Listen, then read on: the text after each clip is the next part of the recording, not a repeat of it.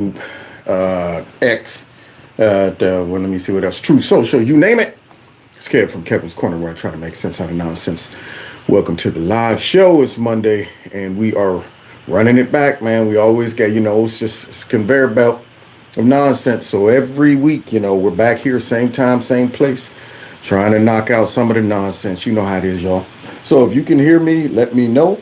Hit that like button, share my video, and let me know that you can hear the sound. Sometime it take a second to boot up. Let me put the Wi-Fi on just in case. You know what? I'm gonna let y'all make that decision for me when it comes down to whether the Wi-Fi or the network is working correctly. But the first thing I need to do is make sure I can see the chat. So where you at? I want to see somebody in the chat. Let me know where you at. Are you in the chat? Say what's happening. Oh, howdy do. All right, what's up, Don? All right, Luciano's in the crib. Okay, yeah, I see some people. Hey, Kev. All right, so y'all in the chat. Sounds great. Then if that's the case, let's get busy because we got a little bit of stuff to get through tonight. So let me get loose. So I can blow up like dynamite. Around the train, yeah. Beating my chest like real gorilla. Real gorilla. Real gorilla. There's some kings in the building. Feel your fist up and show some respect. Gorillas in here. Gorillas in here. Gorillas in here. Gorillas in here. Gorillas in here. Yeah, man. So now, before we get into all of that, make sure you check out Kevin's Corner Store where you can buy whatever you want, man. Shop till your heart drops. And also that number 330-974-4607. If you text MAGA to that number, then you'll be in the cool kids corner just in case they bounce me up off this here platform. People are saying, yo, Kev, how you doing? What's happening? How's everybody? I hope everybody's Monday's going well. They tried to work me to death today, y'all. Yeah, man. But it didn't work. It didn't work this time. Yeah, I found a workaround to the work, but even though I did have to work, I was out that mug like work. Yeah, it was tough work, but I was able to get home, get a couple clips put together, and touch on something I've been wanting to touch on for a couple weeks now, but I just haven't been able to get to it because the news cycle, is so fast. We got all kind of stuff going on. You got Hunter Biden. We're going to see what's going to happen with that. I know they were deliberating, but we're going to see. We're going to see what's going to happen with that. That's going to be interesting. We got all kind of stuff. Israel rescued some hostages today. I still haven't heard Joe Biden come out and say anything about it. I wonder why. But we got some stuff to touch on, but we'll get to that stuff. Right now, let's go ahead and go back to a place where we were, I think it was maybe either the last live stream or the one before that, because I don't want to just always touch on, like these politicians that's up there in Congress, Joe and all of them. Sometimes you got to focus on, different cities and states like that. So last week I was showing y'all what was going on up there in Town, Chicago. And so let's go ahead and run back up there for a quick second before we get into the night show, because we got some follow-up news about what's going on up there with Mayor Conehead. So let's start off with that first before we get into the heavy stuff. Yeah. Back to Chi-Town. Okay. So Lefty Chicago Mayor Brandon Johnson spends $30,000 in campaign funds on skincare enthusiasts in 1 year. It's not the fact that he spent $30,000 on this mess. The problem is he wasted $30,000 because it ain't done him no good. It ain't done him no good. If $30,000 can't fix that mug, then nothing can. They ain't gonna. You telling me you spent $30,000 on that raggedy haircut? You could have came to Kevin's Corner and I would have faded that mess up. Unbelievable. So $30,000. Wow. That guy right there. The one that's running around, supporting illegal immigrants and all that stuff, spent 30 G's. I wonder how the taxpayers feel about that. So let's see what else is going on up there since he's getting his hair did and all that stuff. He should be ashamed of himself. 30 G's, y'all, on skincare. Now, first of all, what is the man doing? Getting it. See, there's certain things you look. If y'all on a special trip or something, and you're like, honey, we're going to the Bahamas, and I got this spa day. They're going to give you a pedicure and a manicure and a massage and all of that stuff. Okay, okay. But if your man is running back and forth to get pedicures and his feet is in a hot pack and his feet are softer than yours and he's using olive oil, sometimes you want to feel the contrast between grown man hands and woman hands. Okay? So this man's getting his skin all dead up. And I mean, unless you are riddled with acne as a grown man, what are you doing with skincare? What are you doing with skincare? I don't understand. So anyway, maybe he got late acne going on. But I shouldn't see you in the beauty shop, okay, more than your wife. Bruh. Unbelievable. Look at that. Look at that. Dabbing him down. Y'all see him dabbing him down?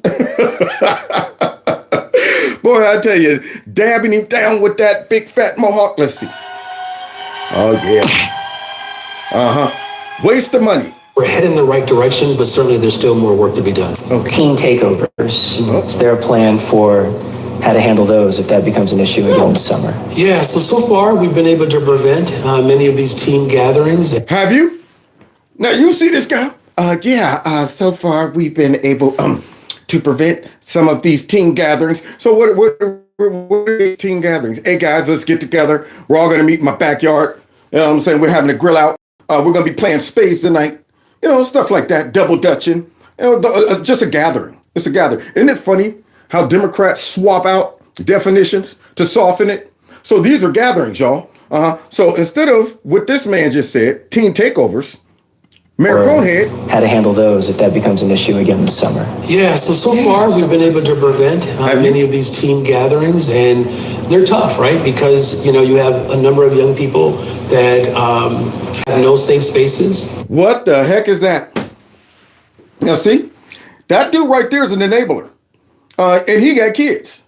Now, are you going to make excuses for your kids? You come home, the whole room is tore up. They done cussed out your wife, They done went to work on her. Mom, shut up. Yeah, you know what I'm saying? Threw food all over the place, and you talking about they don't have a safe space. No, it's tough to stop these things. You would get busy on the kids, but yet this dude is making excuses for them. They don't have a safe space. So I guess their safe space becomes the streets where they go out there and make it unsafe. There you go. That's how these teens are making safe spaces, guys. They're going out there and they are tearing up the whole neighborhood. So let's see how they make safe spaces, guys, okay? Because, see, I'm thinking, if that was the case, maybe you should, get them a padded room somewhere perhaps, or, a big facility. Hey, guys, instead of going out there and tearing up everything downtown and harassing folks and attacking people, you guys could go in here and play ping pong, a little volleyball. We got us I'm sorry, the illegal immigrants got all that stuff. My fault. Well, we ain't really got no more money for y'all. But, hey, behave, though. Behave. Okay, so let's see their safe spaces. Wow, look at those safe spaces. It's safe inside that car as it's doing donuts and burnouts. Look at that. Teen gatherings. Look at those teen gatherings, y'all. Wow, they're all gathering on top of a car to tear that sucker up. Unbelievable. Wow, look at those teen gatherings. Yeah. They're all working out, first of all. Oh, God. Oh, God. Now, while we got the Teenager Rainbow Coalition on top of the cars. Oh, boy, I tell you, man. That would be a tough pill to swallow as a father. I mean, that would be a double dose right there. You're sitting there going, first of all, I can't believe my son is down there on top of a car tearing up stuff. Secondly, why he has neon yellow glasses on, some tight come get me shorts and some neon yellow shoes on. He wouldn't have bought that with my money. That's all I'm saying. But in a baby man bun sitting off the back of his head. Right there, that's a tough pill to swallow right there. My wife would be like, honey, go down and get him. No, you know what? Don't be that way. Come on, just go get him. Mumble. I go down there and get him, all right. But look at him up there dancing. Look at him. Jeez. You're trying to tempt me now. Look at all those teams gathering. Some officers feel like you don't have their backs. Oh. So what would be your message to those officers? Hush up, boys. There you go. The officers feel like he doesn't have their backs. Now, could it be because he was running on defunding the police? Could that be it? Could it be the reason why those officers, while those kids were doing burnouts in that car, were all sitting on their bikes watching? I mean, it's real hard to go to war for somebody who disrespects you and ties like one of your arms behind your back and tell you to go out there and do your job, and then makes excuses for all these kids. And then the funny part about it is when they get caught, they let them out. There you go. All your work is in vain. I mean, the clip that I showed y'all the other day where the woman and her husband was attacked and she ended up losing her baby, those kids were already out. And, you know, drug them in for a second. All right, now we're going to have you sit there. We're going to fingerprint you, take a little statement, then go back home, okay? I mean, after they just made this lady lose her child. This is unreal. So, yeah, man, I mean, the police shouldn't support this dude. I'm going to show up every single day to build a better, stronger, safer Chicago. Oh, really? And we're going to do that together. Homicides are down. Shootings are down. Meanwhile, Just because he said it? See, that's how Democrats roll. Yeah, they don't really provide the data. They just say things and say, now believe it because I said it, okay? All right, inflation's down. The economy's great. The border's secure. All of these things. So they're supposed to just believe it. But hey, you know there's always footage out there. It's another violent weekend in Chicago with nearly 50 people shot as of this morning. No, wait a minute. Did you say Chicago or you say like, Beirut? Somewhere like that? I mean, you sure you ain't? I mean, that's Chicago. You did say that, right? Nearly 50 people shot over the weekend. But Mayor Conehead is out there talking about they don't have a safe space. That's what it is. They don't have a safe space, and it's just teen gatherings. Including several teenagers. And all of this over the first full weekend of summer break for Chicago public schools. Homicides are down. Shootings are down. Marissa, I mean, this sparks a lot of concern heading into the full summer. That's right. Good morning to both of you. And it's only been a few days since CPS classes ended for the year. And the numbers are frankly hard to hear. 18 of those shootings happened just overnight. Wow. Wow. I mean, they up there like the Wild Wild West. The Wild Wild West. I used to go downtown. These folks out there wilding. Now, if you live in Shitetown, you can't even let your kid go out. That's the level it's on. I'm sitting there like, no, man, you can't go outside. But Dad, I've been in the house for 6 weeks. I know. Daddy's trying to save your life. So you can't go out until I scrape up enough pennies for us to move away from, Chicago. You want to get killed, son? This is unbelievable. This is worse than Youngstown was in the 90s. And that was horrible. For a while, we had the highest murder per capita. But good grief, 50 folks over the weekend, and a lot of them in one night. 49 people shot, 9 of them dead.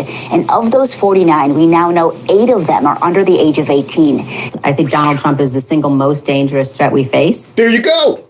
That's what the Democrats are worried about. See, while they're distracted trying to pin all the danger on Donald Trump, their cities are falling apart. How can people continue to vote for these people? I have no idea. How they not recognize that these are the folks that are always claiming white supremacy and white nationalism is the greatest threat to the homeland. Do you think white nationalism is the greatest threat to all of those kids on those cars dropping down and getting their ego on? Huh? Do you think that? They don't have enough safe spaces because what? White nationalists won't let them. So instead, they feel like we got to take all of this aggression out, on property and shooting each other. Did they say that a whole bunch of white supremacists came into Shitetown over the weekend and start firing on all these black folks? Did they say that? No? Okay, so this most likely was either gang violence or just black on black crime. Interesting. Wow, but the greatest threat is either Donald Trump or white supremacy. This all comes as Alderman Brian Hopkins says he plans to introduce a new curfew for teens for the Central Business District. See? He's proposing the curfew to begin at 8 p.m. for those under the age of 18. No, 5 p.m. Yep, see, right about now, we can't even let it get dark. Y'all turn into gremlins. 5 p.m. We need to have the daylight out. Okay, street lights. Go into the crib when you hear them street lights, see them street lights come on. This is horrible, man. But here's the crazy part about it is where are the parents? It's not like these are 4 or 5 kids. These are hundreds of kids. You don't think for 1 second, like, okay, wait, where's my kid at during all of these things? That would be my first question is like, you know what? It seems that you're always gone right about the time that all of these teen takeovers take place. You said you was going around the corner to Rollo's, right? That's where you went? Is somebody going to follow their kid? Is somebody going to check? Does anybody in Chicago, do we have that many horrible parents in Chicago that this many teenagers go out and do this and no parent is stopping to say, were you a part of that angry mob? I mean, there's a lot of kids right here, man. So I'm upset on multiple levels.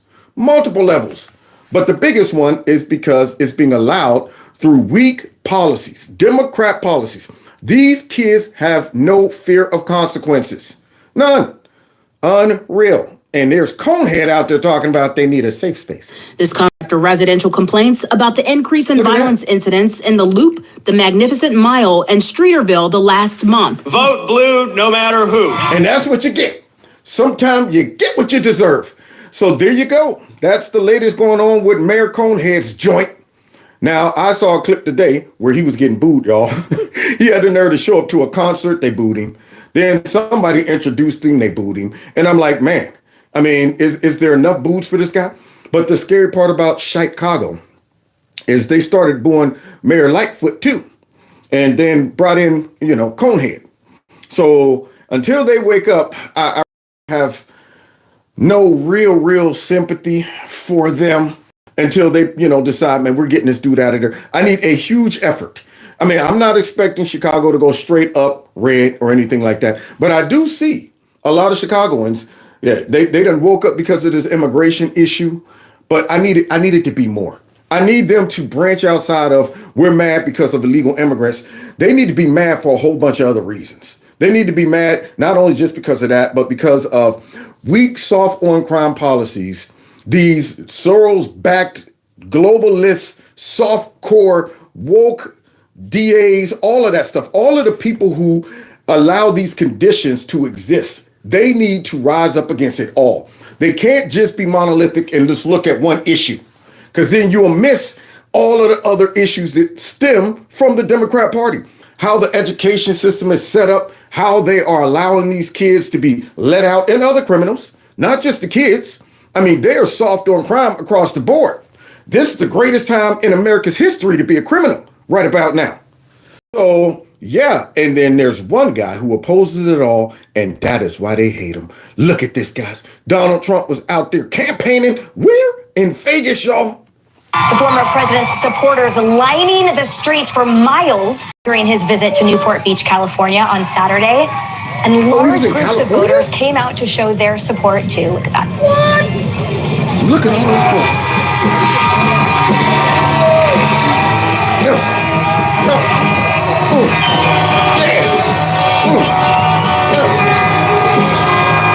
You think maybe the Californians is getting sick and tired of all of their stores shut down?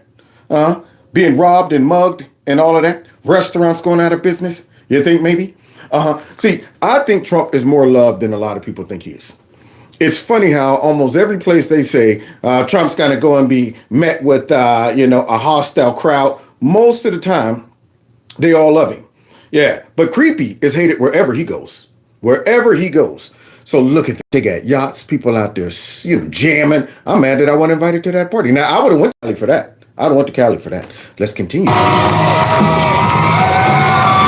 Trump also fired up a huge crowd in Las Vegas, his first rally since his conviction. But during his speech, he ran into a glitch. Watch. Just in case you're wondering, I got no teleprompters, and I haven't from the beginning. Don't worry about that, Trump. Don't worry about that. You don't need no teleprompter, baby. I don't use one. Yeah, see, Trump just goes off the top of the dome. Now, the question is, though, you think Creepy can do this? You think Creepy sleepy? Sleazy, slimy, sloppy? If his teleprompter broke down, that dude would collapse.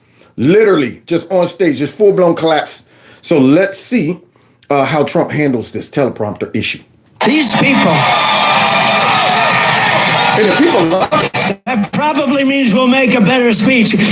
No, I got no teleprompter. I pay all this money to teleprompter people. And I'd say 20% of the time they don't work. The thing's waving around. They can't tie it a little bit tighter. It just came up. Are the teleprompters not working? So not even a little bit. Great job. And then I don't pay the company that does it, right? And then I end up with a story Trump doesn't pay. I don't pay contractors that do a job. And that's job. Now look at Trump. He's out there tongue-in-cheeking it, having a good time, freestyling, joking. The people's loving it. Now, notice what he said. They'll write a story, talk about Trump doesn't pay. So now Trump's out there. We all see the context. This is one of Trump's best attributes. This is why folks love Trump, because he'll go off script, he'll joke, he says things that's relatable to regular people. He go in and out sometimes when it comes down to him just being a guy on the streets rapping to you. Then the next minute, he will drop. He goes in and out, and he keeps it live and funny. However, you got haters out there that all they do is watch Trump and listen for something that they can take out of context. These are the most miserable people you're about to hear from. Now, we all heard Trump joking about this, but look what the media said, y'all, as if they really care about this. Check out the headlines. ABC News, Trump complains about his teleprompters. The Hill, Trump fumes over tech problems at his Las Vegas rally. Fumes, y'all. Fumes over. The man's laughing. The crowd's laughing. But yet you would think he would have been out there. What the bleep is going on with this teleprompter? Man, you know what? Don't make me come out there and put my foot. You know what, you idiots, you imbeciles. You would have thought he'd have been out there like that. Look at the stuff that they write, man. Fumes. What else they say about him? Threatens not to pay the crew. And Rolling Stone, Trump rails against broken rally teleprompters, threatens to stiff contractors. Look at that. Look at that. Anything to make Trump look bad. And you wonder why we don't trust him. But here's the sad part about it. You got folks out there that get nothing but a heavy dose of what you're about to see right here. This actress right here, who always looks like she's smelling a fart or sucking on a lemon, always mad. These are the most miserable, angry people, but not really. Not really. As soon as they say cut, she takes that little mic off and starts laughing about how silly she just sounded. Did you see that? Wow, did I stick it? Did I nail it? I mean, I was trying to stick with the script and all, but it was kind of funny because, trying to make it pretend that Trump, what he said was really upsetting. It was offensive. It was kind of hard for me to stay in character, but I'm a professional liar and a professional propagander. So, I just do what I do, baby. I do what I do. So watch her. She's upset about this. Some would call that completely unfit to deal with the challenges as the leader of the free world. Just completely unfit. Not trying to be flip, not trying to be funny. That was just disturbing, kind of crazy talk of a guy who did not know what to say when his prompter failed. Can you believe this? Are you that fragile? I'm fragile. I never thought I'd be so fragile. So Trump goes off script, jokes a little bit about the teleprompter, and I don't know what she's doing everything she can to make up something to make it sound like this is a big deal. Look at her reaching for words. It was just disturbing and kind of crazy talk of a guy who did not know what to say when his prompter failed, compared to who? President Biden. Biden, like his policies or not. 4 more years. Pause. Shingang, I'm going to pass Shanga. I think the thing about this teleprompter is wearing him out. And you hear Mika? That's why she probably busted out laughing right afterwards. Like, did you see me sliding? Did you see me sliding compared to Biden? How crazy. I wonder how many people is going to believe that one. I wonder how many people it's going to be hilarious if we actually convince somebody that Trump going off script on the teleprompter compared to Biden. What comparison was she trying to make? What, Biden is professional? He's on point when he's on the teleprompter. He's horrible on and off the teleprompter. There you go. That dude's 100% horrible. Teleprompter doesn't help him, as you can see. Let me put it this way. By the way, used to make beer brewed here. Beer brewed here. Used to make beer brewed here. That was one of my favorites. Beer brewed here. Yeah, he sounded like. Yeah, so there you go. Mika, That's all she could come up with. These are the things that the fake news nitpicks about. All right, we don't have much. Trump's speech was pretty good. The people are loving him. So let's just say that he was furious over the teleprompter, and I'm upset. I'm busted up on the inside. I mean, how can I can't even see him as a leader. I can't even see him as a world leader because look how he's talking. And I'm thinking, okay, come on. I mean, overkill.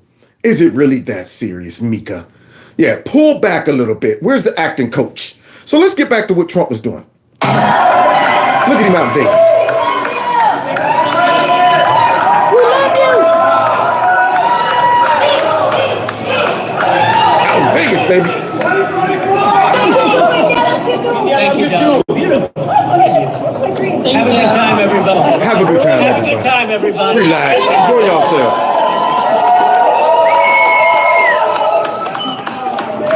Wow. If we win Nevada, we win the whole thing. We win the whole thing. Now look at that. I'm not even a Vegas guy, but I would have been there for this one.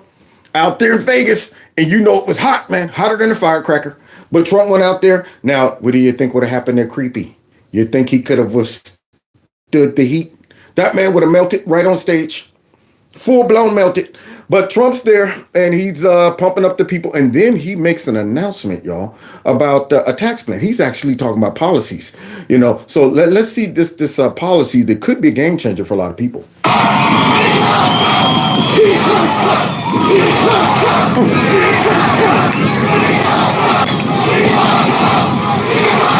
This is the first time I've said this, and for those hotel workers and people that get tips, you're going to be very happy.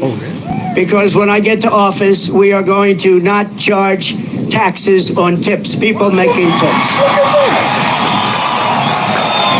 Bravo! We're not going to do it, and we're going to do that right away, first thing in office, because it's been a point of contention for years and years and years. Now, I know as soon as he said this, the Democrats were like, shite! God dog it, why didn't we think of this one? We're the ones always trying to buy votes by saying we're going to get rid of your student loans and we're going to up the minimum wage. Instead of doing something like upping the minimum wage and putting, you know, restaurants out of business, you know, how about you just stop taxing tips?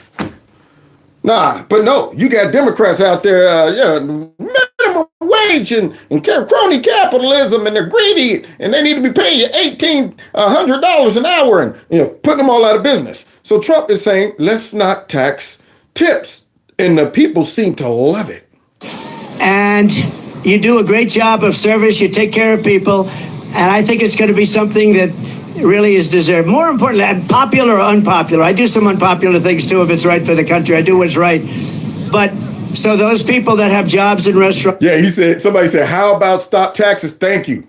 Honestly, especially considering where our taxes been going, unbelievable. I mean, I was talking to a guy working a job today, and they are remodeling their school up in Pennsylvania. And it is the biggest school remodeling project ever. Just in the gym alone, $400,000, right? But check this out. They spent $200,000 just to remodel the old gym for 1 year so they can have their basketball season. 1 year. They could have went somewhere else and played. Had, alternative gym just for that season. But no. They remodeled the old gym for $200,000 and then dropped $400,000. And I'm thinking, so did the taxpayer? Did y'all it just seemed like a waste of money.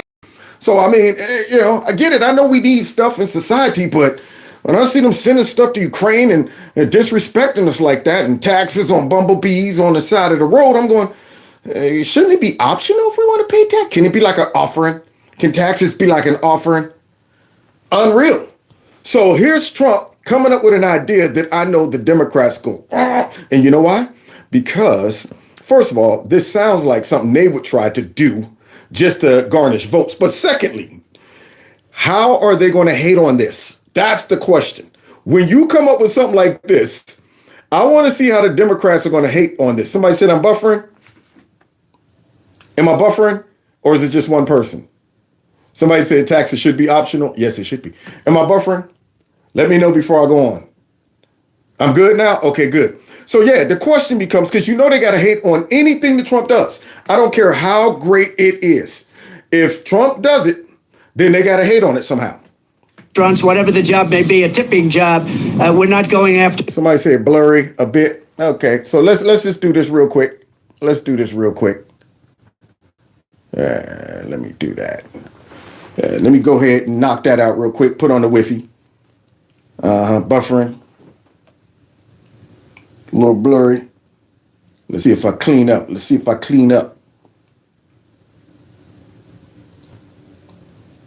What about now, y'all? Am I still blurry? Can you see me? Somebody said I'm clear here. Oh, I'm clear over there too. All right, good. The Wi-Fi might have helped. It might have helped. So yeah. So the Democrats, like I was saying, I want to know how they're going to hate on this right here. For taxes anymore. This will be under. And I announced that for the first time I've brought it up. First time anyone's brought it up. I think it's never been brought up before. And I also think it's very appropriate. Huge. Now see that? You see, these are policies. Trump's not out there talking about somebody said, I'm still buffering. Renee, I'm still buffering. Or maybe it's a delay, but I know I got the woofy on. It looks like I'm doing good over here.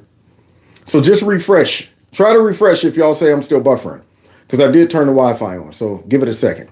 But yeah, you see what Trump is doing? He is out on the campaign trail bringing policies. He ain't out there just talking about Joe Biden is evil and this and this and that. We all know that. He's going to mention that, of course. But he's talking about things that can actually change people's lives. Versus Trump and his ultra MAGA, and Trump and evil and our democracy. And you know what? He's going to be a dictator. That's all they can get out there and talk about. Their policies absolutely 100% suck.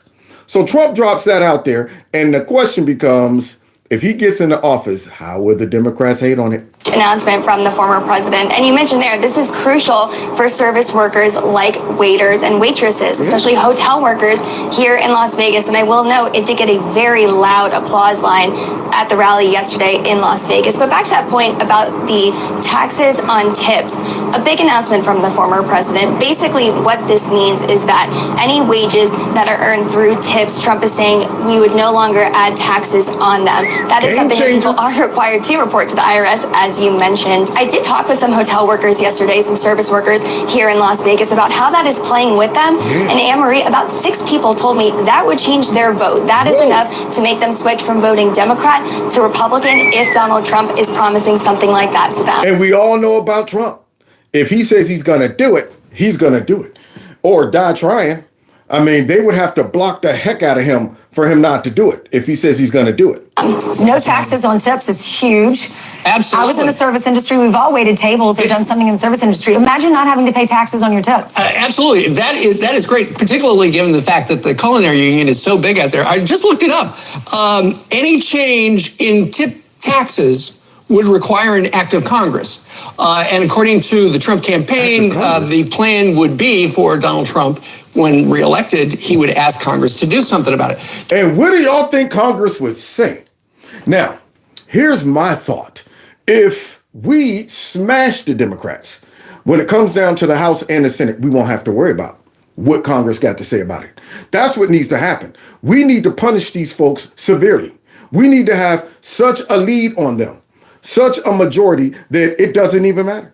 All they are is going for the ride. That's what I want. I want them to have like 5 folks in the House and 5 folks in the Senate, and the rest are all MAGA Republicans, not just Republicans, MAGA Republicans. So therefore, all they can do is sit there and watch all of this legislation get passed and complain and whine. See, we need like 5 of them left over for funniness. See, we need some funniness. There we go. So we can see them get up in the House and start whining and complaining. And this ain't right. And this is racism. Shut up. All right, let's go with the yays. The yays win it. The 5 nays. Okay, we figured y'all would say that. Anyway, let's move on. Because I wonder what they're going to say when this comes up. Are they going to say, no, we don't want these folks to get, to be okay with keeping their tips and not being taxed?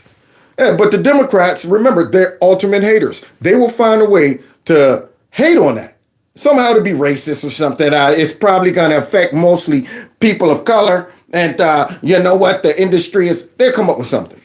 Keep in mind, that's one of the top things they got to do next year because the Donald Trump tax cuts, the package from 2017, will expire next year, and this could be part of it. But if you're a member of Congress, who wants to go against that? Yeah, that's what I want to know. Who wants to go against that? I would love to get all them on record.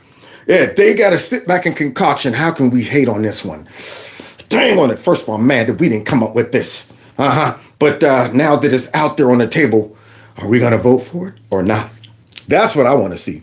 So we'll see. We'll see. But I do know this. If I was somebody out there working 9 to 5, yeah, I would vote for Trump, especially based on that if I'm busting tables or anything like that. The Biden administration introduced those new IRS agents to find the people that were cutting the taxes, that were skipping out on those taxes with the tips. So you're seeing the contrast between the two campaigns, and I think this wins more voters. Well, I thought they were hiring all those IRS agents to go after the rich, the billionaires and stuff. I thought that's why they needed 82,000 of them. 82,000 of them to go after, I think, like 400 billionaires or something like that. Yeah, that's what I thought. So let's continue, though, because Trump is also somewhere else doing what?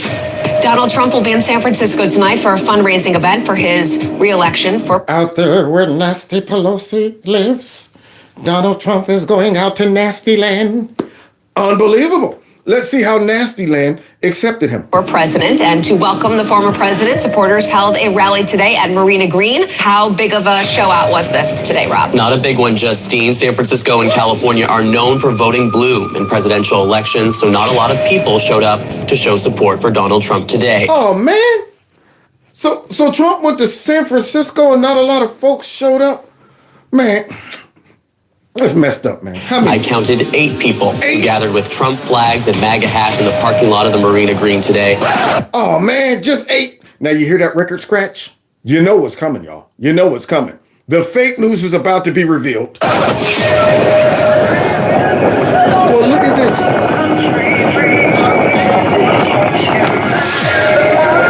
Wow, that looks like a little more than 8. Hey, look at that. Look at that white nationalist riding by. Y'all see that white nationalist? Well, look at that. Not a lot of people. Hold on. 1, 2, 3, 4, 5. That's more than 8. I'm pretty sure. I can just eyeball that one and tell you that's more than 8. People showed up to show support for Donald Trump today. I counted 8 people who gathered with Trump flags and MAGA hats in the parking lot of the Marina Green today. Just 8.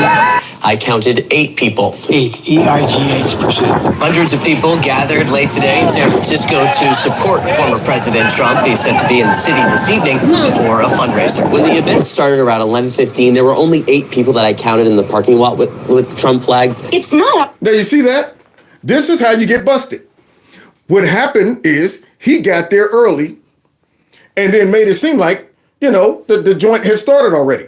Not a lot of people showed up. 6 in the morning. I'm here at the Trump rally. There's hardly anybody here. I think I count like 8 people. But then had to come out and, kind of allude to, I was a little early when I reported that. Because right now it doesn't look like just 8 people. See, now, Joe Biden couldn't even get 8. Yeah, all he would have is 8 folks on the side of the road saying, "Free Palestine." That's what he would have. Often, hundreds of supporters of former President Donald Trump gather in San Francisco. But on Thursday, his arrival for a fundraiser energized supporters from across the Bay Area. A little more than a couple hundred people. When I say this event is loosely organized, I mean that they didn't actually get a permit to rally in the park. So rangers advised them that they couldn't have groups larger than 20 people there. And they were being suppressed. They are out there in straight up Silicon Valley, San Francisco. I wonder where's Nasty Pelosi. She's probably disguised in that crowd, enjoying herself too. That's right. I'll never let Trump know that I'm a Trump fan. That's right. I have to pretend to hate him.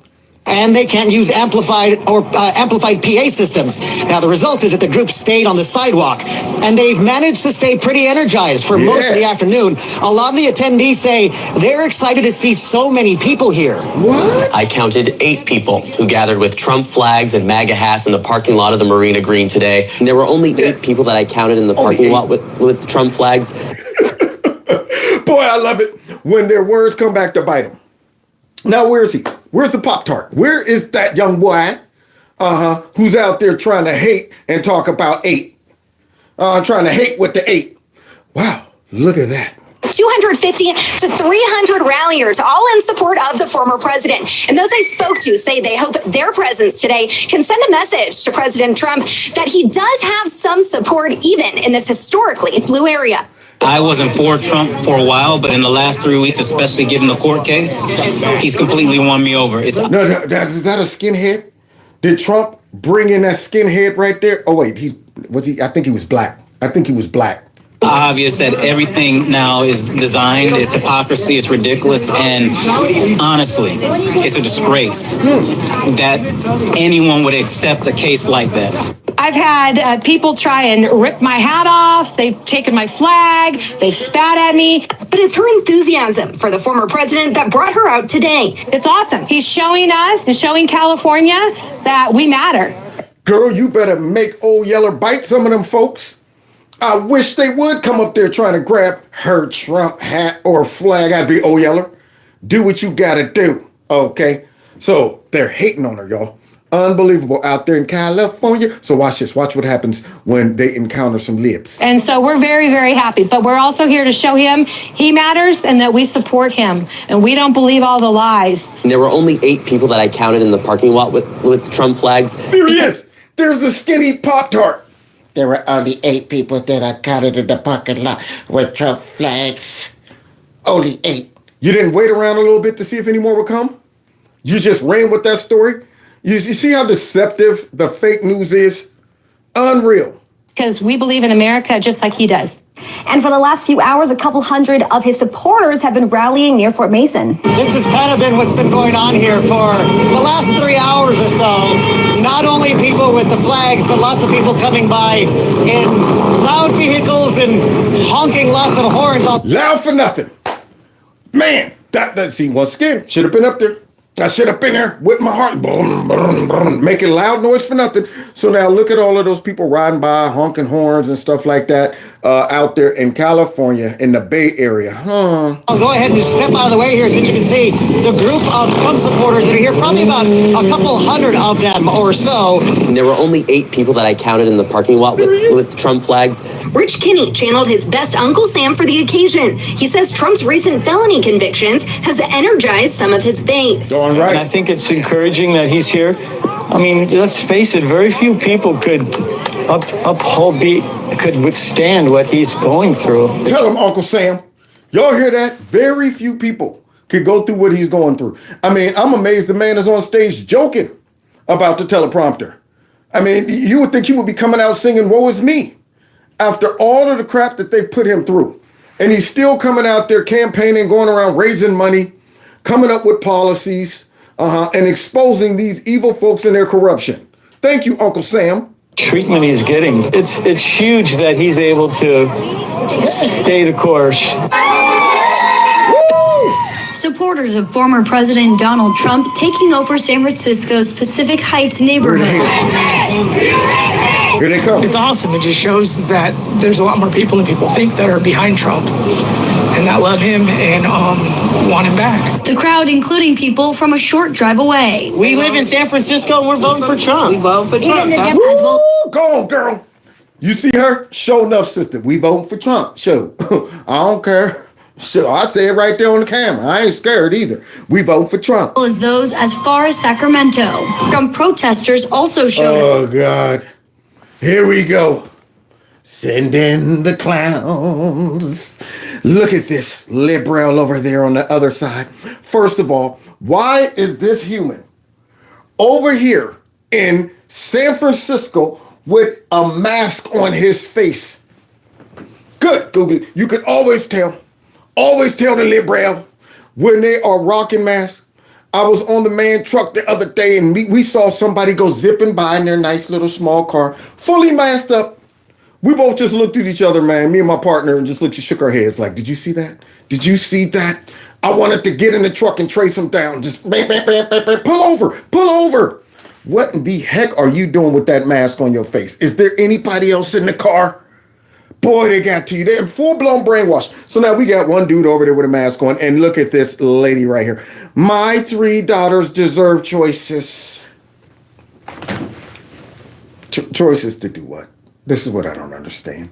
You live out in one of the most liberal cities on the planet. You think they're going to abolish abortion? I mean, all you got to do is just stay there in California and you'll have as many abortions as you want. And here she is talking about, my daughters deserve choices. It stayed civil, but there were some tense moments between the two groups. We lost the election.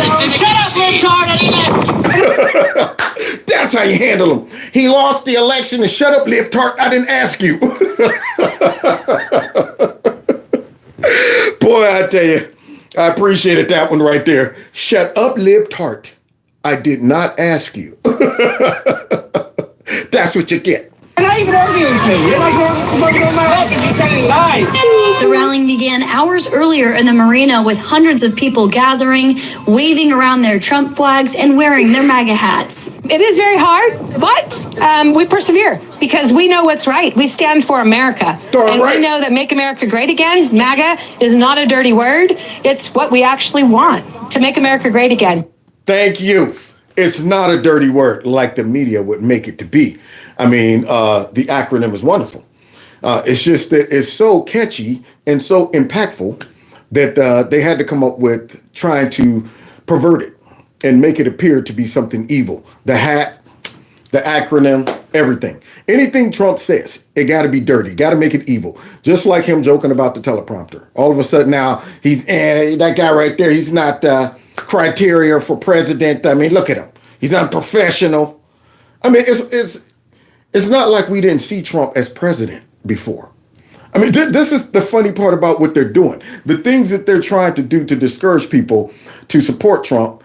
I'm thinking to myself, he was the president at one point. We saw him in action. You do realize that. You're trying to approach this as if we have no data. We have no backdrop, no background, no nothing. I mean, he's just a novice to all of us again, just fresh. I'll be like, I don't know how this is going to end up. But speaking of which, we now have a comparison between Joe Biden and, of course, Donald Trump.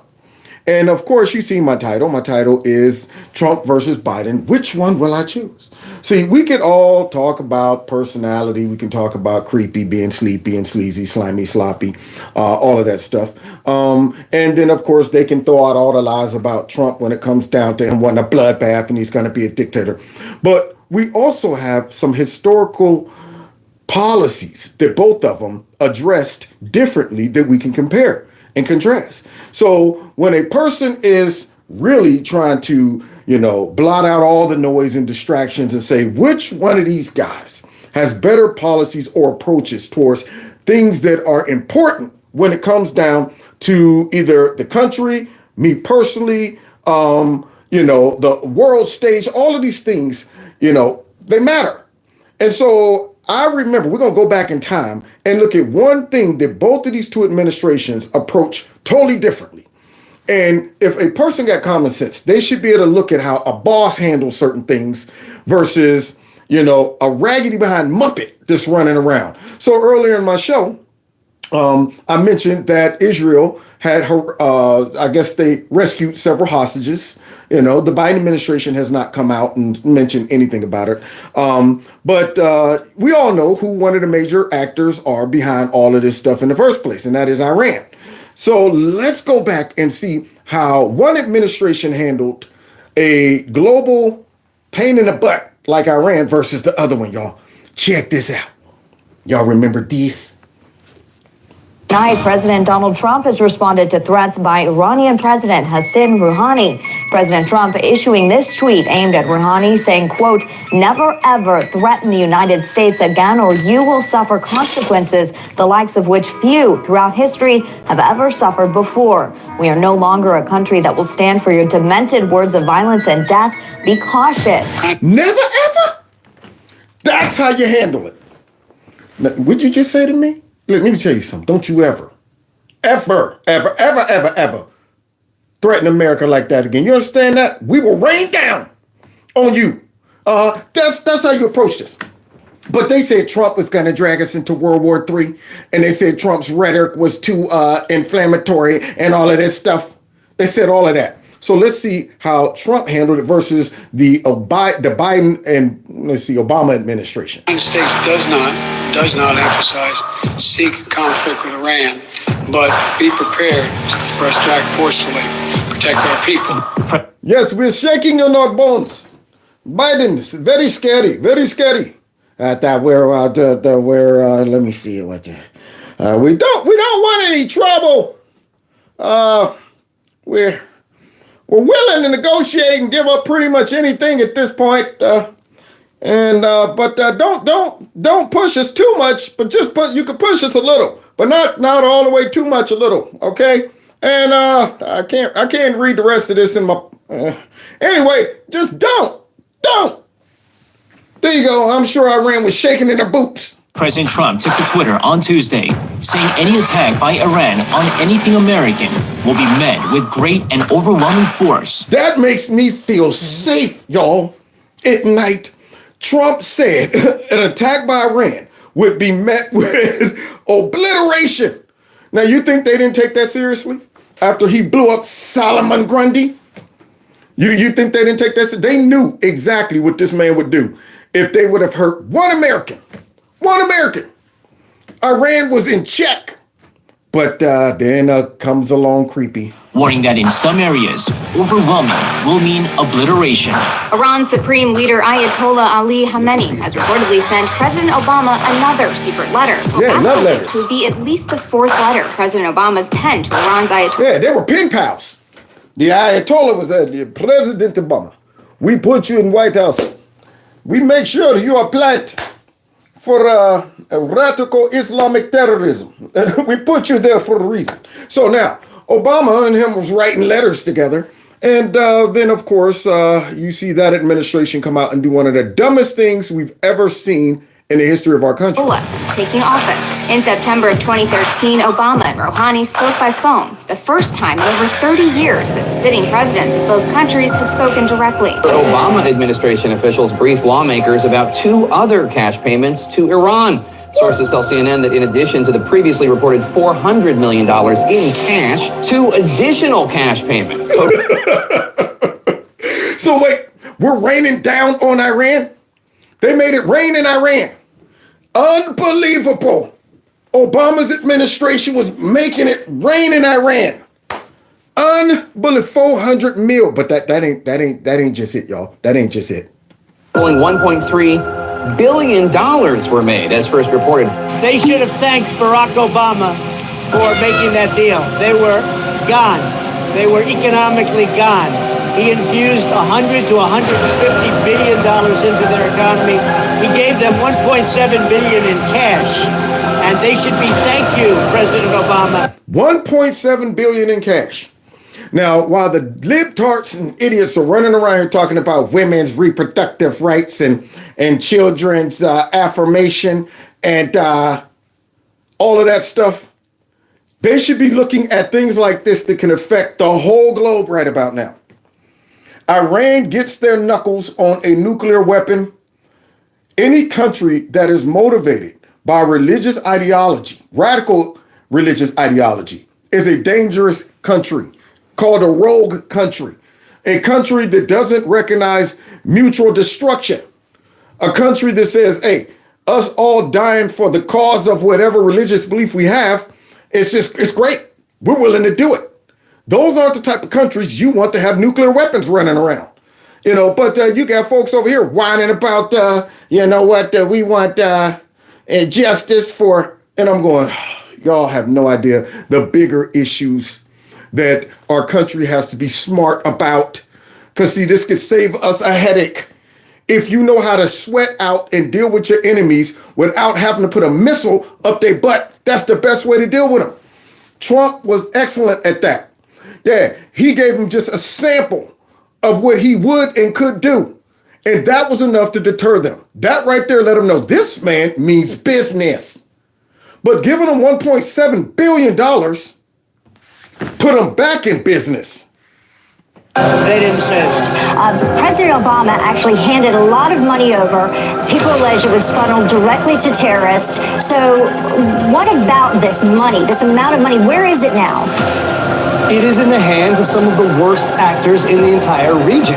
Hezbollah got it, Hamas got it. All the bad guys who Iran uses as their proxies to cause trouble in the region got paid. Iran. Unreal, man. Unreal. That's how that administration was handling Iran. I mean, and I don't understand what in the world our dumb leaders think that some of these evil dictators are going to do. Do you think you're going to change, thousands of years of fanatic beliefs? Do you think you're going to get the country to just say, well, now they done gave us all this money, now we should love them and be their friend and stuff and show them that we're not? As long as the radical ones that's running the country is running it, that's a problem. It's not always necessarily the people. It's the folks who's running that country. So you can't appease them. You can't sit back and say, all right, now maybe if we let a whole bunch of the refugees come into our country, they're going to respect us and love us now. You can't sit back and go, maybe if we go ahead and show them that we're willing to give them billions of dollars, they'll stop using it for terrorism. It has to be something else that is motivating our leaders to do dumb stuff like this. And I'm not talking about just with, Islamic countries, radical Islamic, countries. I'm talking about just our enemies on the global stage. China. Why would we be doing business with China like we are? It should be minimum business, nothing that can impact us. No way should we be outsourcing our medicine and things, our grid, pieces to our grid, things that help us build weapons. No way should we be outsourcing anything that we need if, China decides to declare war on us. They shouldn't be making anything of any consequence. Anything. Oh, they make towels? Okay, so what? We're just not going to have towels for a couple weeks until we fire up the towel factory here in the U.S. But if we sit back like what, they make our batteries? Oh, shoot. Oh, man, that's a problem. Oh, wait, they make all the parts to our grid that just went down? That's a problem. They make all of our penicillin and all of our leaders, man. I sit back sometime and I go, what the heck? It's greed. It has to be greed. Either they're going, you know what? I know this is selling our country out and making them stronger, but they made me an offer I just can't turn down. And I'm just hoping we could keep them in check. While China's going, yes, that's right. Keep us in check. And we'll keep sending checks somehow your way. So you'll keep, sending business our way, making sure you pour money into our economy. And then you'll wake up a couple generations later and your kids are going, wow, China done took over everything. Why did Iran do what Iran did, knowing what the outcome was going to be? Iran launched dozens of drones and missiles directly on Israel's territory. U.S. and Israeli forces are in the skies trying to shoot them down before they can do any major damage. Before this, Iran had only targeted Israel through proxy forces and avoided direct attacks. Because they didn't want to screw with the United States of America. That's what the Iranian regime raining down hundreds of missiles and suicide drones on Israel is a sign that they're scared of the Biden administration. They're scared of America. You see how the fake news try to make Biden seem like he got some clout? You think Iran was worried about Biden? That was the last thing on their mind. Last thing on their mind. And the sad part about it is Israel is at the point where they're not worried about him either. Israel's like, okay, we could already see this dude sold out to whomever he feels is going to vote for him. If it's the radical kids running around in America talking about we're not going to vote for him, then it's like, wait a minute. Well, we need your vote too. We want a ceasefire. 1 minute they're like Iran needs, Hamas needs to be dealt with by Israel. Next minute they're like, Israel, you're going too heavy-handed. They're all over the place with this, and they've done divided their own voting base, because of this issue. But at the end of the day, Israel's going, whatever. This is a raggedy regime. I know Israel has to be praying that Trump gets back in, and I know Iran got to be praying that Trump doesn't get back in. because none of this would have happened if Trump would have still been in office. So a lot of people, I know it's sad that they stole that last, election from us and all of that stuff. But guys, just imagine if Trump would have won. I mean, and I'm saying this based on the fact I believe he's going to win, in November. But it would be coming to a close right about now. And that would be a sad day. It would be a sad day.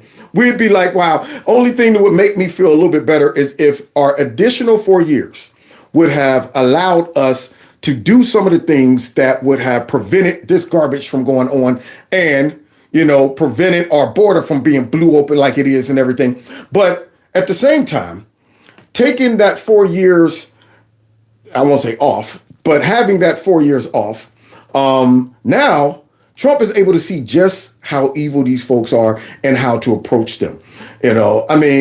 He knows the players, the actors. I think he's going to come in totally different this time, versus if it would have been a continuation, another 4 years just continuing, because the investigations would have kept going and the deep state, all this stuff. I don't know if he could have really stepped back from it and been able to get rid of it in the midst of trying to govern. Now, I think one of the main, goals and agenda is to come in and multitask. And I've heard people have two different views on how Trump should handle this next 4 years if he comes in. They're like, well, should he come in and focus on retribution and restoring some type of credibility to these institutions and bringing some accountability to these people? Versus, should he just let bygones be bygones and start focusing on what's important to the country? My suggestion is do both. I think Trump can multitask. I think he should come in, bring accountability to these people, put together a good enough team with the same agenda and mind frame to go in and deal with restoring some type of credibility to the justice system while fixing all of the problems that the Democrats have created. I think he can handle both. It's about putting together a good enough staff and team to do it. But they all got to be on one accord, and they can't be like they were the first administration, where we had thieves in the temple. We had moles all through his administration. Everybody got to come in focused. So I think he could do both. But look at these dumb choices. On earth could the Biden administration's justification could be for trading money for hostages like this? Still playing really dumb about Iran. In fact, I'm not sure whether he's just playing dumb or he's actually that dumb, and which is worse. Joe Biden is a dummy. My administration's support for Israel's security is rock solid and unwavering. You hear that? My security is rock solid, waving. As you give $6 billion to Iran. Now, if you're a voter, unless you are 100%, I can't even imagine what type of voter would look at the way these two men handled this country and say, I think Biden handled it way, way better. I think right now, Iran is definitely in check right about now. I think they're less of a threat than under Trump. I think he's handling it in a way that Iran will eventually get it and just be like, all right, that's it. We're done. We're out of the terrorism business. We're no longer trying to destroy the infidels. Yeah, that was in the past. That was in the past. See, but let's see. Rock solid and unwavering, huh? That's really weird because you just handed Iran $6 billion. It's almost like they want Iran to acquire a nuclear weapon. The dumbest people ever, man. Dumbest people ever. Look what they're doing. Some of the dumbest choices I've ever seen. You know how frustrating it is to just be a regular citizen and you're watching folks who allegedly got voted in to make some of the worst choices you've ever seen. You're sitting here going, so wait a minute, let me get this straight. A country that constantly yells death to America. They give money to all of these terrorist organizations, and you just unlock $6 billion to them. You think that's smart? I mean, same thing. I said, let me get this straight. You just allowed 10 plus million illegal immigrants from all over the globe within a time frame of 3.5 years to enter our country. You think that's smart? See, these are decisions I go, now I'm starting to think you're trying to destroy everything. I mean, you can't be an intelligent person and think these are smart choices. Why would you give them that type of money? And Trump said it, man. Our leaders are dumb. A couple of weeks ago in some weird prisoner swap, and you told us, your Secretary of State, Antony Blinken, told us, what if this money will be used for something really bad? No. We were assured by Blinken that that just wasn't possible. America would hold Iran to account. Iran. Now, who have we held to account thus far? Nobody. That is why all of these evil actors are acting a complete fool right now. Under Biden, we haven't held the illegal immigrants to account, criminals in our country. Nobody except Trump. Yeah, except Trump. They're holding him accountable for everything that he didn't do. But everybody else, it is free reign. And they always come out and they pop all this trash. And I say, you think these folks listening to you? You think they're sitting back going, man, Trump came out last time and said he's going to obliterate us if we hurt one American. Creepy came out and said something like what we're about to hear him say. The godfather of all terrorism in the Middle East. Yeah, sure. You're going to hold them to account. I don't really think so. It is an outright lie by the President of the United States that they were given $150 billion. They were not. And they were given $150 billion, not to mention $1.8 billion in cash. Yeah, cash, y'all. Made it rain. Made it rain off that plane. There it is. They was like, man, we about to make it rain on Iran from the plane. So they gave them all of that in cash, unleashed $1.7 billion. And you see, sorry behind John Kerry, who is a traitor to his country, up there saying, nah, that's a lie. He says the Democrats and President Obama gave Iran $150 billion and got nothing. But they can't give $5 billion for national security at a wall? An outright lie by the President of the United States that they were given $150 billion. Iran recently grabbed members of the U.S. Navy and they released photos of them on their knees with their hands behind their heads. And I'm sure that Biden got up there and said, now listen up. You better release these hostages right away or else we're going to rain down hell on you guys. You understand that?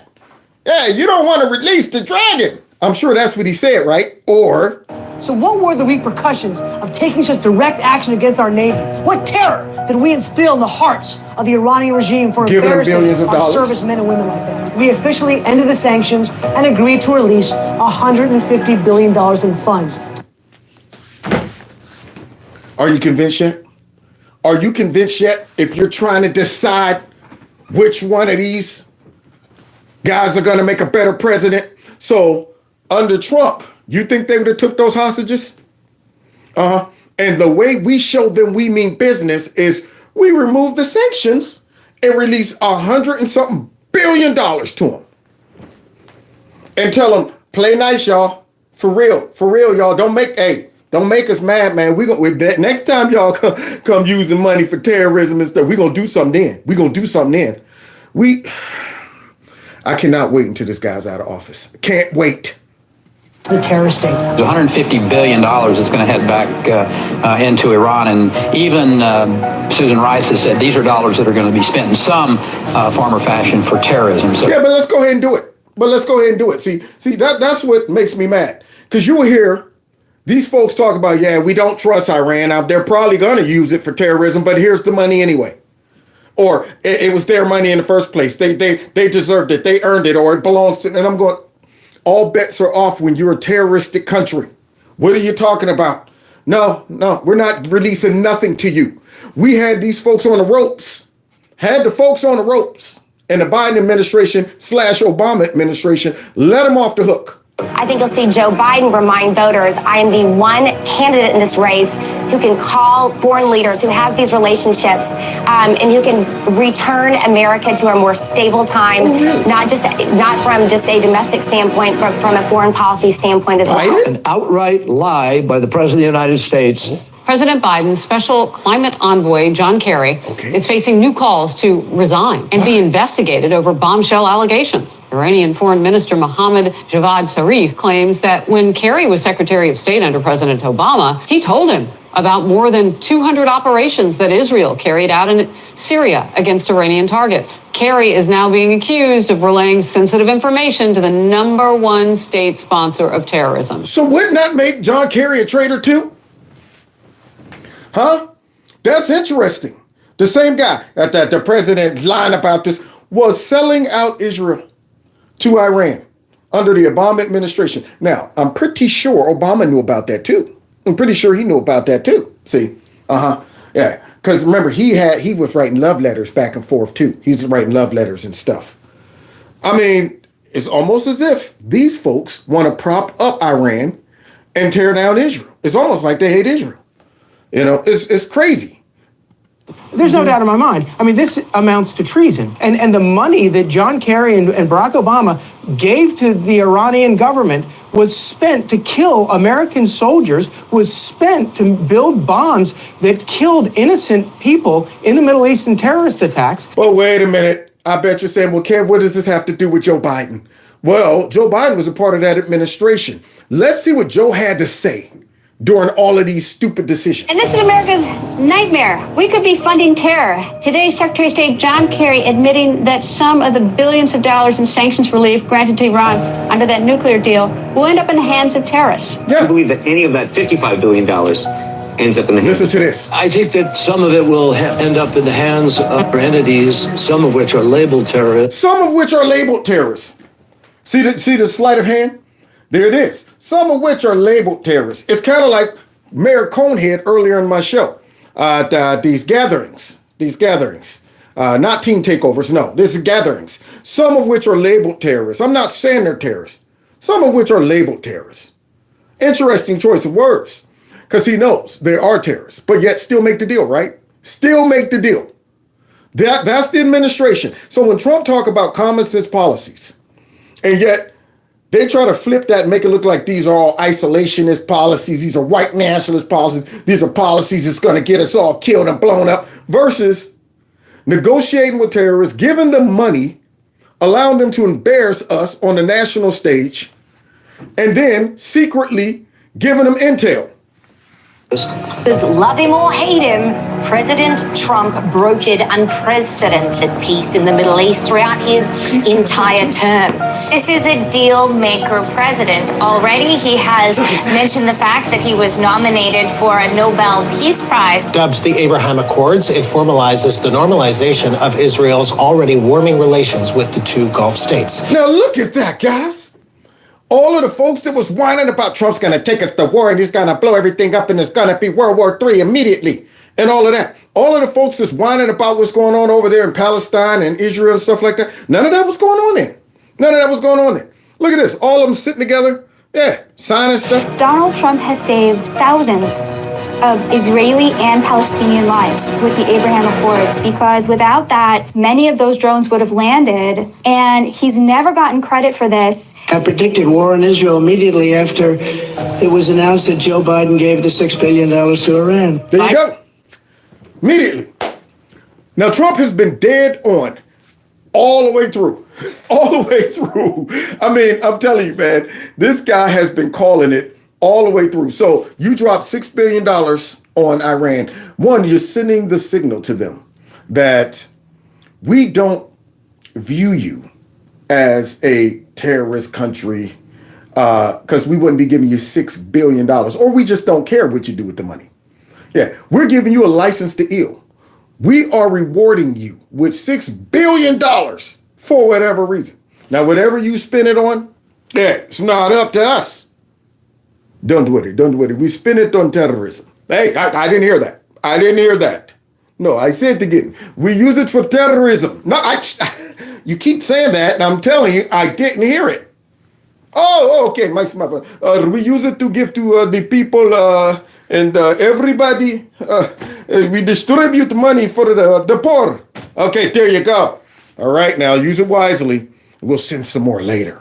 Biden is giving $6 billion to the world's leading state sponsor of terrorism, just as when Obama sent the Iranian regime pallets of cash for hostages in the dark of night. Remember? Plane loads of cash. Biden's ransom payment will be immediately used to stoke violence, bloodshed, and mayhem throughout the Middle East and all around the world, costing countless innocent lives. Now, everything that man just said is true.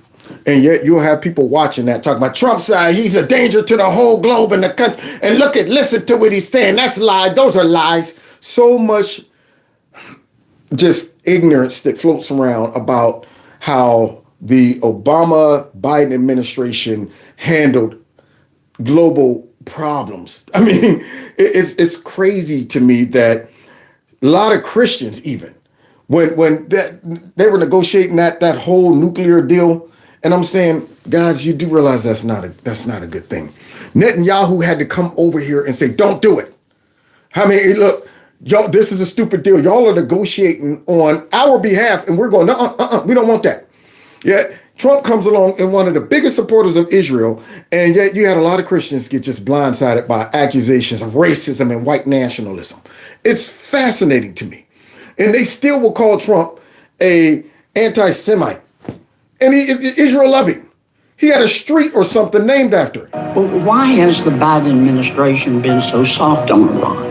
The Joint Comprehensive Plan of Action, the JCPOA, Tell us, more Joe. commonly known JCPOA. as the Iran nuclear deal. What is needed to allow us to move back into the JOPCA. The JOPCA!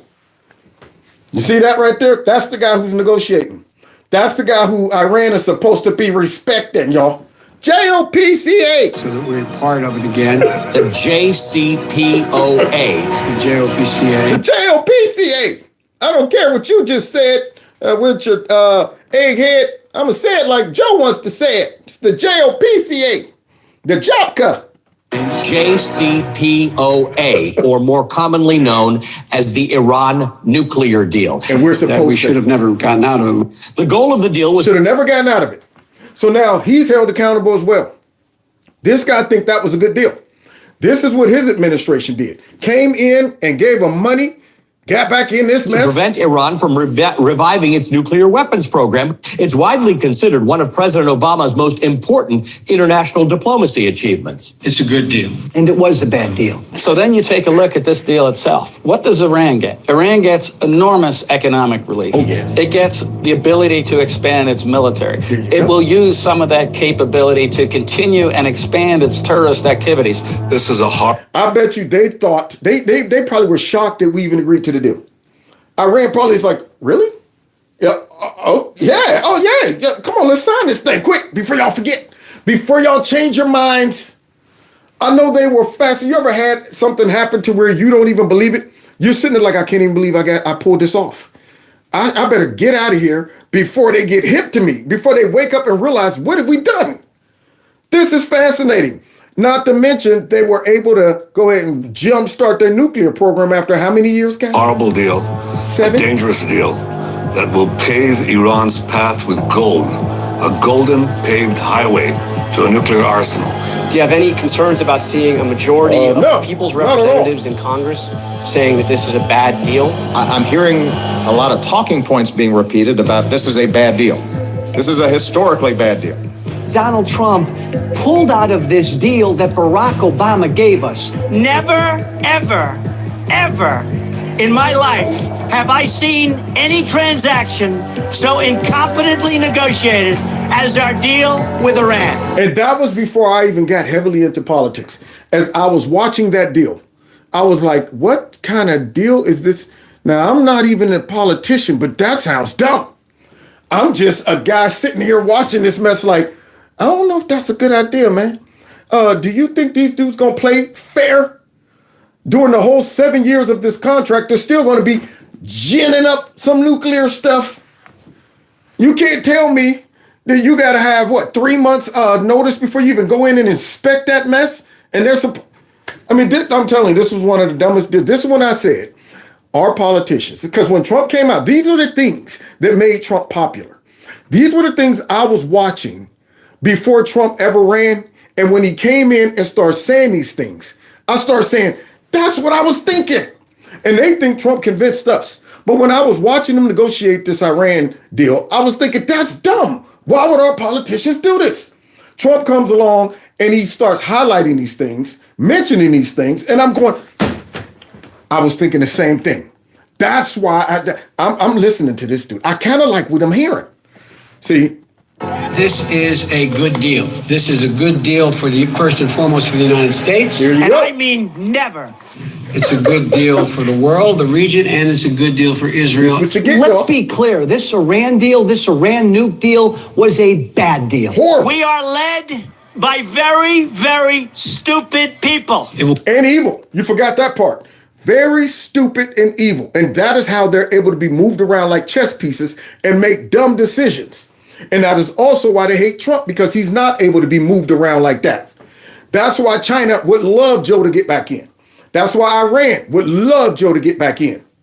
Yeah, all of these countries are like, yeah, we need Joe Biden back in that bad boy.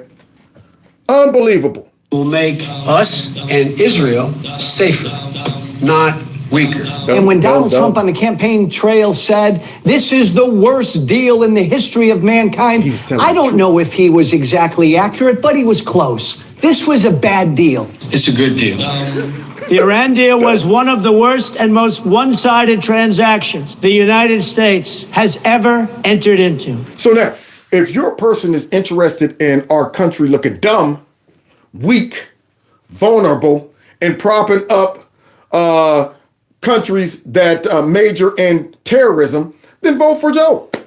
I mean, look, you're getting a nice little comparison right here, how Trump handled them versus Joe and the Obama administration. If you want more of that, if you think that all of a sudden Joe in his mid-80s is going to become forceful, commanding, respected by Iran, he's now going to hold them accountable, you are foolish. If you're the person talking about, man, you know what I want to avoid unnecessary wars and stuff. You think Joe's the guy to do that? Every country that want to pick a fight with another country right now, this is a great time for them to do it under this administration.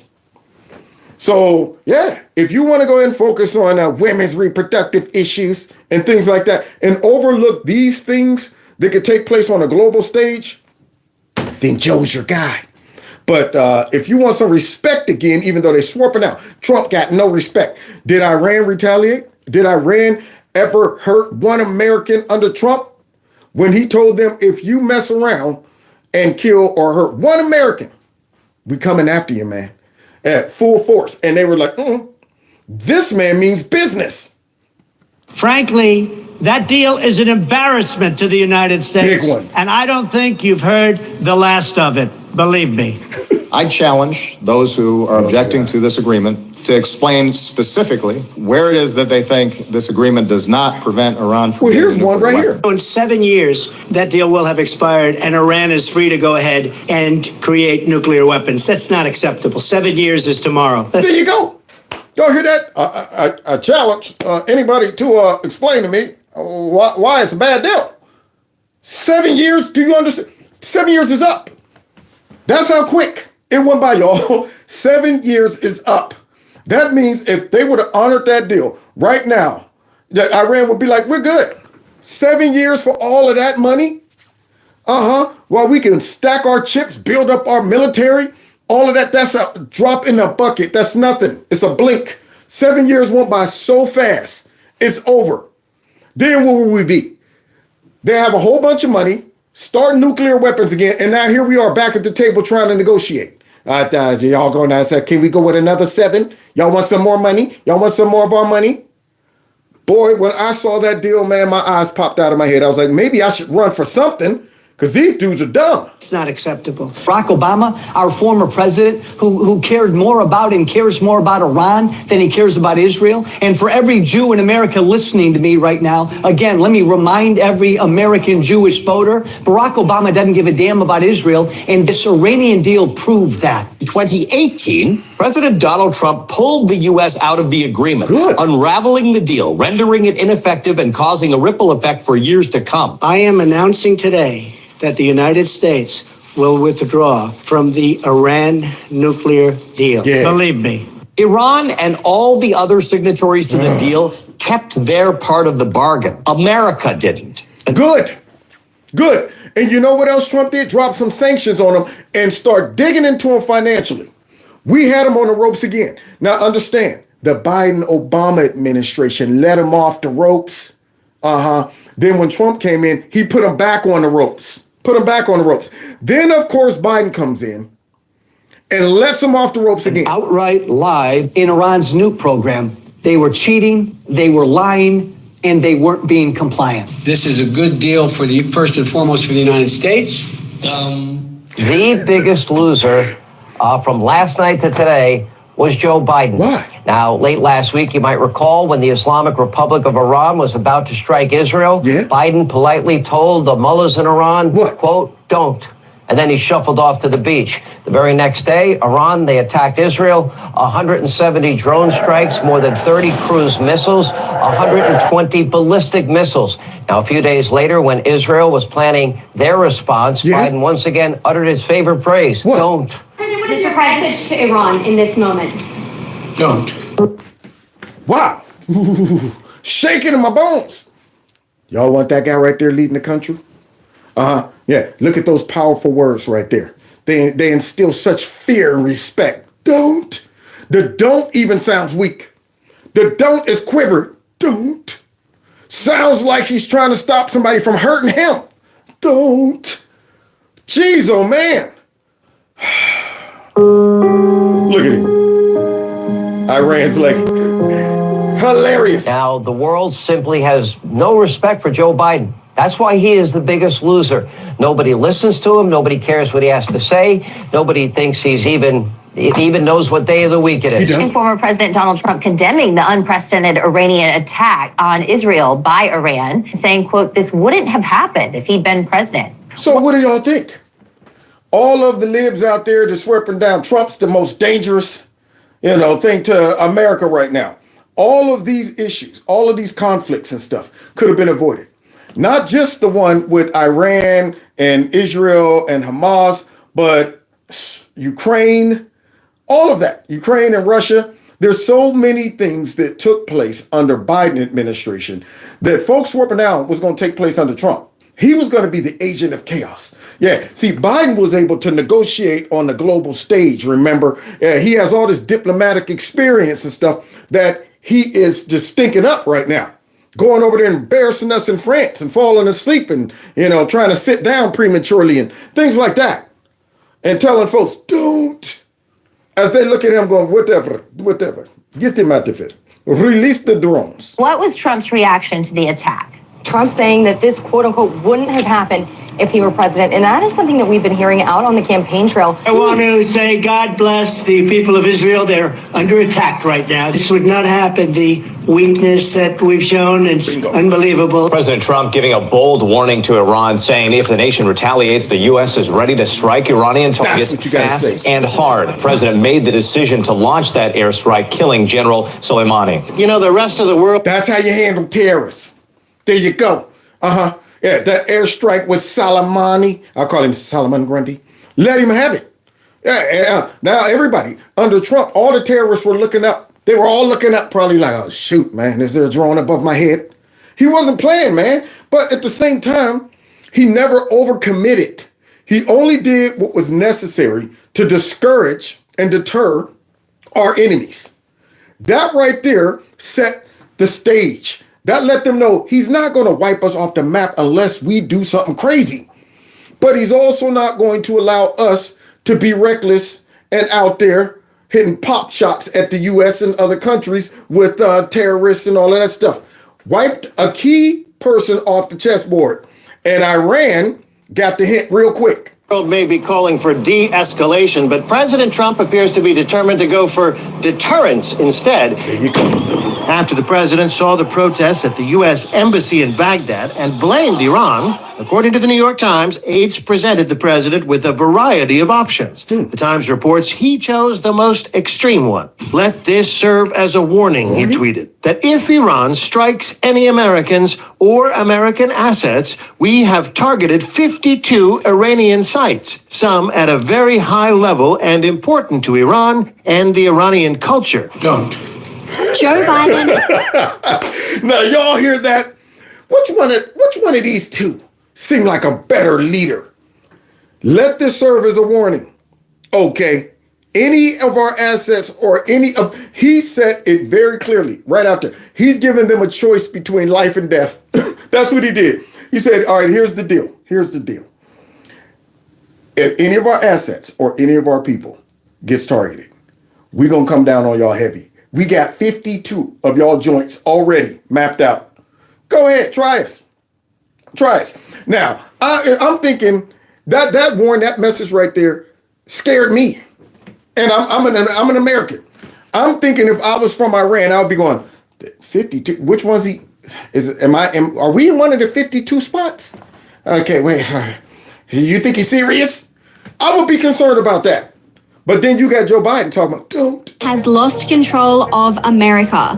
Whilst Iran launched a planned and targeted attack on Israel, Joe Biden was once again enjoying a vacation at the beach. You see the man with the stiff legs trying to walk uphill? And in the aftermath of the strikes, the president was nowhere to be seen. Whilst Joe Biden was relaxing, his presidential opponent Donald Trump was dominating TV screens and airways, using the opportunity to strengthen his campaign. The 45th president of the United States, Donald J. Trump. Soon to be the 47th. This is how you handle things. Remember this, y'all? Remember this?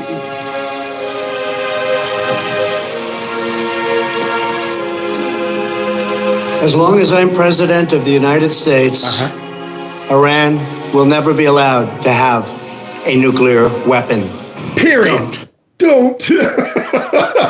That is how a boss handles it.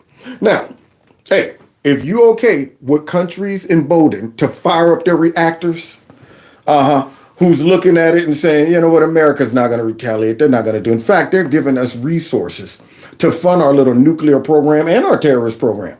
If you're okay with that, yet at the same time, we'll blame Trump and accuse him of being a danger to the globe and a danger to this and a danger to that. And like that Lib earlier in my show with the sign, I want my daughters to grow up with choices. And I'm going, you're so delusional. So delusional. You're focused on things that aren't even a problem. And there's major problems going on. We got countries that are looking at this Muppet being shuffled out all over the place. Can't talk, falling asleep, don't know where he's going. You know, folks got to guide him wherever he is. They're probably even wondering if this guy's going to even make it to the finish line. At the same time, they're going, we already saw what type of business Trump was about. If he gets back in, we're going to have to straighten up. We're going to have to straighten up or else. So it's a big difference. And it's not that Trump is going to get in and go buck wild on these people. Just his presence, just them knowing that we have a strong leader who will do what he has to do to keep our country safe. That right there is a deterrent. They know that they can't push Trump. You know, they can't push him at all. Honestly, I ain't talking about too far. See, with Joe, they're like, well, let's see how far we can push him. With Trump, they're like, we can't push him far at all. Period. So those are our choices. That is a perfect example of how two different regimes handled the same problem. And I'm going to have to go with Trump on that one. Yeah, I don't like Iran running around with nuclear weapons. That's for sure. So God bless y'all. God bless America. Make sure you let your friends know that, look, man, if you're okay with stuff like this, and there's many other issues. See, because now we got to compare and contrast. Biden has been president. Trump has been president. I'm going to be highlighting some of their policies that they've done or handled way differently. So people could look at the contrast and say, man, yeah, that's, I've been caught up on hearing Trump was this and Trump's going to do that and he's a white nationalist, or I've been hearing whatever about Biden sleeping and stuff like that. But what about their policies? How have they impacted my life or the globe or whatever? And can I do some foreshadowing to see how it will impact me or the country in the future, depending on who gets in office or not? So people better wake up, man. So it is what it is. So God bless y'all. God bless America. Make sure you hit the like button, share my videos. I'm about to go get me some nourishment. I'm a little famished right about now. Get me some nourishment and get working on tomorrow's show. I'll be back same time, 7 until roughly 8:30, 9 o'clock, somewhere around there. If you want to support the channel, you're welcome to do that by either checking out my corner store, or I do have a Cash App and a PayPal. If you want to just straight donate to the channel, that's great as well. Follow me on all the other social media platforms. All the links are below this video. Other than that, let's get ready to get out of here, y'all. Let's bounce. Oh, yeah. Bounce, baby, bounce. This is awesome. Yeah, awesome. Yeah, awesome. I know you see the 8. I know you see the 8. See y'all tomorrow on Kevin's Corner. Take care.